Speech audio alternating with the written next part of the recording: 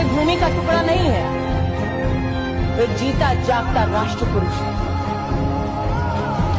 अटल जी ने कहा था कि ये वंदन की धरती है, अभिनंदन की धरती है, ये अर्पण की भूमि है, ये तर्पण की भूमि। इसकी नदी नदी हमारे लिए गंगा है, इसका कंकड़ कंकड़ हमारे लिए शंकर है।